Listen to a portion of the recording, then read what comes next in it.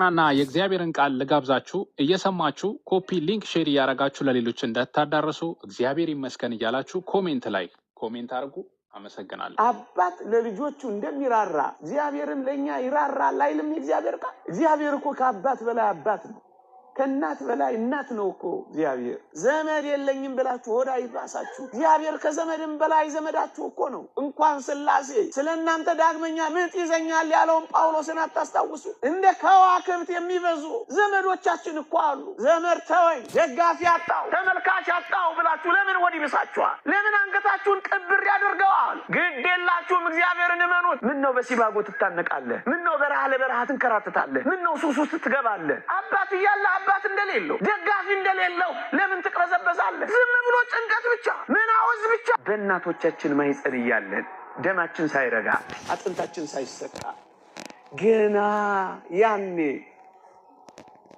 ደም አድርጎ ይሰራል አጥንት አድርጎ ይሰካብን እንዴት እንደምንበላ እንኳን እኛ እናታችን እንኳን ታውቃለች። ሰው ሁሉ ሊረዳው በማይችለው ጨለማ በሚመስል በዚያ ህይወት ውስጥ እኛን ሰው ያደረገን ማን ነው? እኛ በማናውቀው ዓለም ውስጥ እንኳን እግዚአብሔር እንኳን ኑሮናል። አባትህ እንኳን ሳይረዳ አባትህ እግዚአብሔር ያውቃል። በዚያ ጥልቅ ጉዳይ ውስጥ እንኳን እግዚአብሔር ማኖር ከቻለ ዛሬ ህይወት ዘርተህ መንቀሳቀስ